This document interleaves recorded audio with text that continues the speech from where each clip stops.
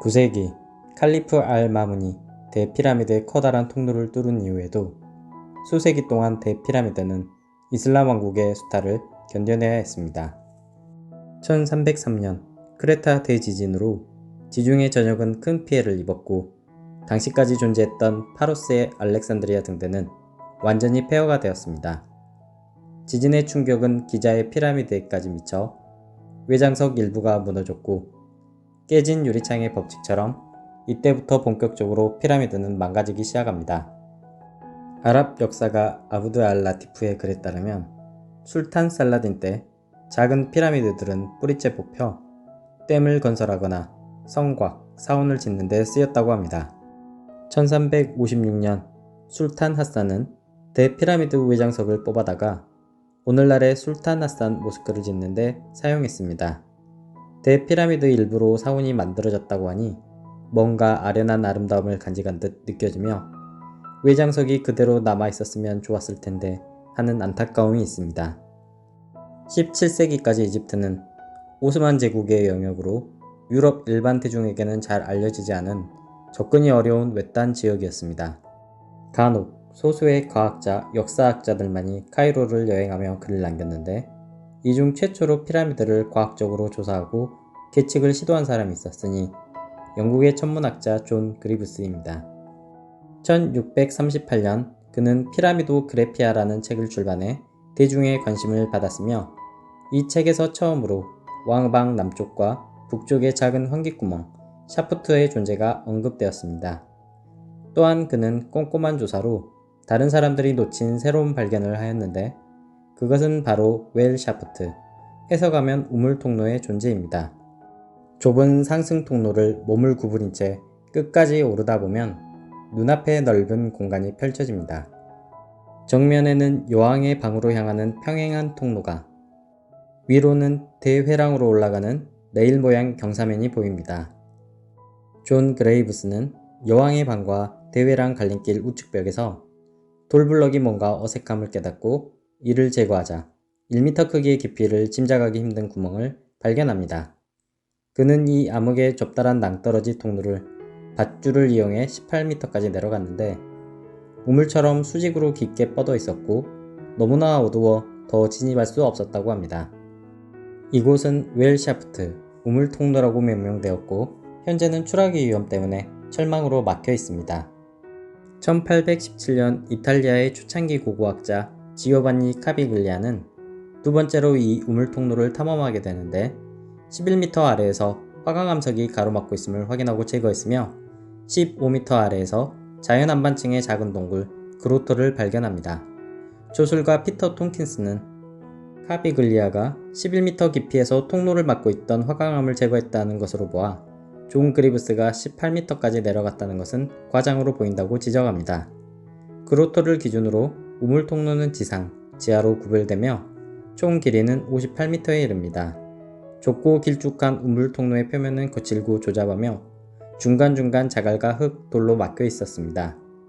그로토는 인공적으로 만든 것이 아니라 원래 자연안반 위에 존재하던 우물 샘터로 여겨집니다. 왜냐하면 주변 벽이 샘물에 의해 자연적으로 모래, 자갈, 퇴적물로 구성된 것처럼 보이기 때문입니다. 피라미드 건설 이전부터 지하수가 솟아나오던 신성한 우물이었을 수도 있으며 이곳을 메꾸지 않고 그대로 통로를 뚫은 것으로 보입니다.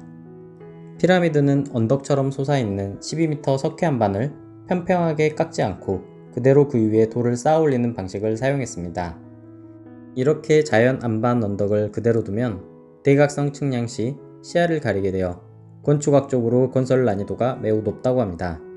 소수 학자 중에는 여왕의 방 높이까지 자연 석회 한반으로 이루어졌을 거라 추정하기도 하며 만약 사실이라면 30% 이상의 노동력 감소 효과를 갖는다고 합니다. 그로토는 T자 모양으로 가로 4m, 세로 높이 3m 정도이며 한 면이 트인 디귿자형 터널이 관통되는 구조입니다. 이 정체불명의 공간 그로토와 우물터널은 그 목적이 의문스러운데요. 학계의 가장 보수적인 의견은 지하를 뚫고 들어가는 하강 통로와 깊이 30m의 지하 매장실을 만드는 과정에서 신선한 공기를 제공할 통풍 목적으로 만들었거나 혹은 노동자의 임시 탈출로 역할을 했다는 것입니다. 또 다른 소수 의견으로 그로토가 도굴꾼들의 예상을 벗어난 실제 비밀 매장실일 수도 있다 주장합니다. 지하 매장실 여왕의 방, 왕의 방은 모두 그럴듯한 미끼라는 것입니다. 하지만 저나 여러분이나 왕이라면 이렇게 누추한 곳에 묻히고 싶진 않겠죠. 우물 샤프트의 또 다른 문은 하강 통로 끝부분에서 입구 우측벽에 발견된 커다란 구멍입니다.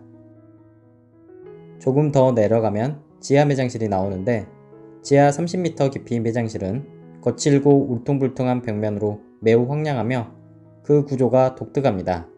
기반함을 뭔가의 목적을 위해 파놓은 것처럼 보이는데 재단처럼 보이는 평평한 안반의 중앙은 갈라져 있고 위에는 4개의 평행한 레일 형태의 돌이 보입니다. 땅바닥은 움푹 파인 깊고 커다란 구덩이가 있으며 현재는 안전난간이 둘러져 있습니다. 구덩이는 대피라미드의 가장 낮은 지점으로 그 모습은 마치 물이 빠지는 커다란 하수구를 연상시킵니다. 지하 매장실의 남쪽에는 20m가량 평평하게 이어지는 좁은 통로, 데드엔드가 존재하는데 그 끝은 막혀 있습니다. 살펴본 우물통로와 그로토, 지하 매장실을 보다 보면 단지 계획이 바뀐 실패한 지하 매장실이라고 하기엔 너무 많은 노동력이 투입된 게 의문스러워 보입니다. 1세기의 로마의 정치가이자 대학자 가이오스 플리니는 박물지를 조술했는데 놀랍게도 그는 이미 우물 샤프트의 존재를 언급했었습니다. 대피라미드 지하에는 길이가 86큐비트, 40m의 좁고 긴 통로가 있는데 피라미드는 이 우물 통로를 통해 나일강과 연결된다라고 묘사합니다. 나일강과 연결된다? 근대에까지 플리니의 이 언급에 관심을 가진 사람들은 드물었습니다. 과거엔 봄난기가 되면 기자 고운 바로역까지 나일강이 흘렀지만 시간이 흐를수록 수량은 줄어 근대엔 도시가 세워져 있습니다. 플리니가 살았던 1세기까지도 우물 샤프트와 그로토까지 봄남기에는 나일강 지하수가 정기적으로 솟아 올라왔을 가능성이 있습니다. 지질학자들 중에는 과거 기자 고온 밑에 나일강과 연결되는 대규모 지하수가 존재했을 가능성을 언급하기도 합니다. 실제 고대 이집트인들은 기본 30m 이상 땅굴을 파는 데 전문가들이었고 기자를 비롯한 곳곳에서 현대까지 탐험되지 못한 수많은 지하수로와 땅굴들이 존재하는 것이 엄연한 사실입니다. 플리니의 글이 만약 사실이라면 나일 강물과 피라미드를 연결짓는 놀라운 가설, 피라미드 워터펌프 이론이 황당한 이야기가 아닐 수도 있습니다. 1959년 에드워드 쿤켈은 파라오의 펌프란 책에서 처음으로 이 가설을 제시하였습니다. 워터펌프 이론을 이해하기 위해선 먼저 무동력 램 유압펌프가 무엇인지 알아야 합니다. 17세기 개발된 무동력 유압펌프는 수원에서 멀리 떨어진 고지대에 전기동력을 사용하지 않고도 유용하게 물을 공급할 수 있었습니다. 시골이나 전기가 잘 들어오지 않는 후진국에서는 현재도 물 공급을 위해 흔히 사용되며 가장 중요한 핵심 원리는 공기가 들어있는 기다란 스탠드통과 2개의 밸브입니다. 저수지의 물이 파이프를 통해 굵은 스탠드통 안으로 들어가 차오르게 되면 위쪽에 있던 공기가 응축되면서 압력이 올라가 물을 누르고 전달 밸브가 열리면서 높은 곳으로 물을 밀어올릴 수 있게 됩니다. 물이 빠져나가면서 스탠드통 안의 압력이 떨어지면 전달 밸브는 닫히고 대신 배수 밸브가 잠깐 동안 열리면서 분수처럼 물의 10%가 버려집니다. 이 펌프 과정이 계속 일정 주기로 반복 순환되면서 물의 10%만 버려지고 90%는 효과적으로 고지대에 공급하게 됩니다. 자, 이제 쿤켈의 피라미드 워터펌프 이론에 적용시켜 볼까요? 피라미드 주변을 둘러싼 옹벽의 흔적이 발견되는데 피라미드와 옹벽 사이는 물이 고인 해저였을 거라 추측하며 이것이 수원지가 됩니다. 하강 통로는 물을 공급하는 파이프가 되고 지하 매장실은 공기가 차있는 스탠드통 역할을 합니다. 끝이 막혀있는 데드존 터널이 물의 일부가 버려지는 배출 밸브가 되며 우물 터널은 물을 상층부로 전달시키는 파이프, 그로스 안의 암석은 전달 밸브 역할을 하게 됩니다. 피라미드가 건설되면서 층이 높아지면 이론상 워터펌프는 위로 확장되어 여왕의 방과 왕의 방이 공기가 들어있는 파이프 펌프가 되고 샤프트를 통해 물을 다시 더 위쪽으로 올릴 수 있다고 예측하였습니다. 펌프가 사실이든 아니든 그렇다면 무엇을 위해 이렇게 복잡한 과정을 거쳐 물을 위로 옮긴다는 걸까요? 앞선 영상에서 피라미드 건설 방법 중에 거대 수로 경사루를 이용해 부력으로 돌을 옮기는 이론을 소개했었는데요. 이 방법이 현실성이 떨어지는 이유 중 하나가 그 많은 물을 위로 옮기는 것이 어렵기 때문이라고 언급했습니다. 하지만 펌프 이론을 적용하면 막대한 노동력을 사용하지 않고도 물을 피라미드 상층부 작업장으로 끌어올리는 것이 가능해집니다. 그리고 끌어올려진 물은 거대 수로 경사로에 이용되어 노동력을 쓰지 않고도 암석을 옮길 수 있음을 의미합니다. 이론상으로는 환상적인 이야기라 할 수 있습니다. 해양 엔지니어 존 캐드먼은 에드워드 쿤켈의 책을 읽고 직접 축소 모형을 만들어 이것이 정말 가능한지 실험을 합니다. 하지만 쿤켈의 축소 모형은 2차례 실패를 하였습니다. 존 캐드먼은 실패 원인을 고민하다가 지하 매장실이 스탠드통 역할을 하기엔 크기가 작아 압축 공기량이 부족함을 깨닫고 쿤켈의 이론을 수정합니다. 스탠드 압축통에 해당하는 것은 지하 매장실이 아니라 바로 우물통로였습니다. 지하 매장실은 물이 버려지는 배출 밸브가 되고 데드엔드가 물 전달 파이프가 되는 것입니다. 출구가 막혀있는 데드엔드는 건설 당시 수로가 길게 위쪽을 향해 있었을 거라 가정했으며 교정된 세 번째 모형 실험은 예상대로 성공합니다. 그리고 물은 수로를 통해 왕의 방 높이까지 이동시키는 게 가능하다고 결론 내립니다. 또한 그는 지하 매장실과 유사한 모형을 만들어 잉크를 떨어뜨리며 물의 흐름을 관찰하기도 하였습니다.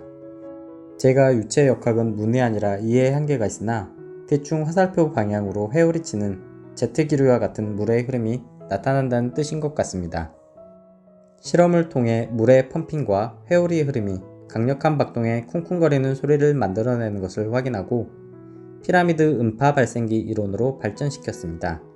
지하 매장실에서 발생하는 음파는 수직 방향으로 왕의 방까지 전달되어 화강암의 공명을 통해 대회랑과 환기구, 중력 감량방에서 증폭되는 효과를 갖는다고 설명합니다.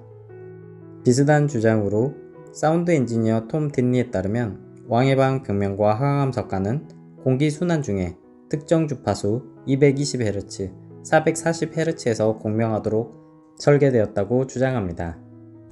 참고로 440Hz는 악기 조율에서 세계 공식 음높이 표준이며 피라미드 밑변 길이가 바로 440 로얄 큐빗입니다.